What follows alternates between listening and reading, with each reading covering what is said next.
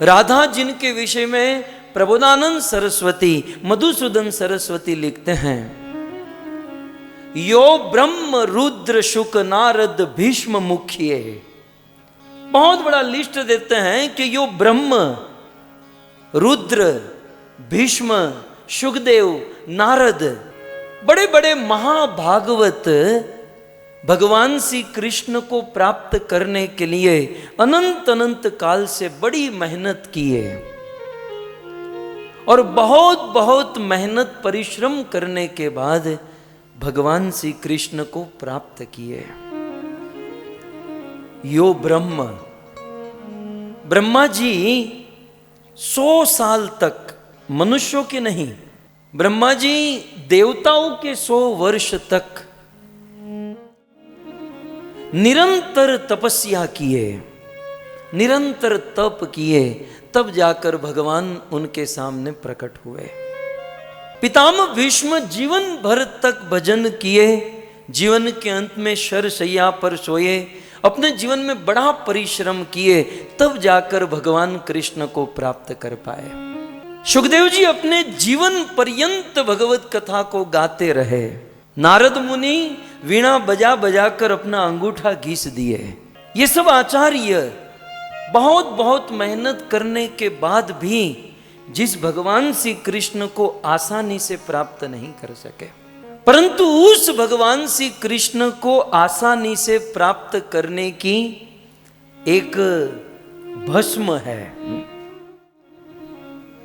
भौतिक जगत में कभी कभार कुछ लोगों को वश में करने के लिए वशीकरण मंत्र होता, आप लोग इसमें मत पढ़िएगा, लेकिन जस्ट भौतिक संसार में हम देखते हैं कि किसी को वश में करने के लिए किसी साधु बाबा के पास जाते हैं और वे भस्म देते हैं और कहते हैं कि ये भस्म उसके सर पर डाल देना, वो तुम्हारे वश में हो जाएगा, फिर तुम जैसे चाहोगे वैसे ही होगा।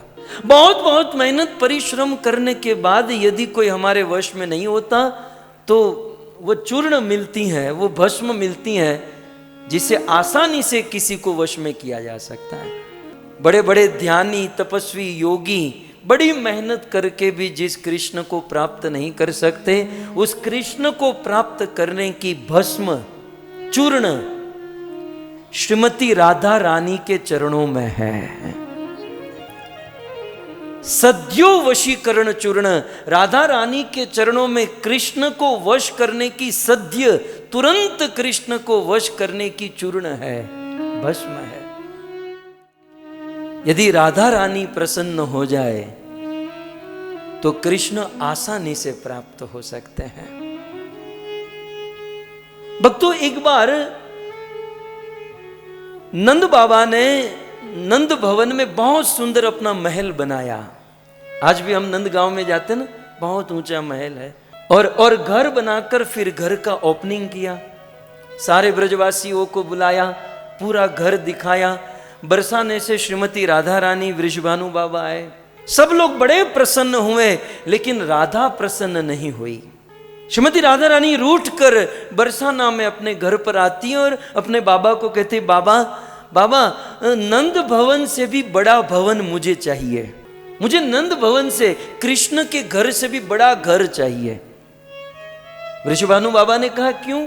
बोले नहीं, मुझे चाहिए। बहुत सुंदर, बहुत बड़ा भवन बनाया और फिर राधा रानी ने उसका ओपनिंग किया, सारे ब्रज को निमंत्रित किया, सारा ब्रज आया।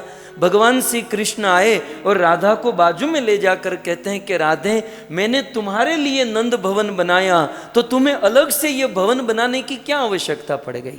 तब श्रीमती राधा रानी कहती है, कृष्ण आपने अपना भवन तो बनाया, आपने अपना धाम तो बनाया, लेकिन आपने द्वार पर शर्त रख दी।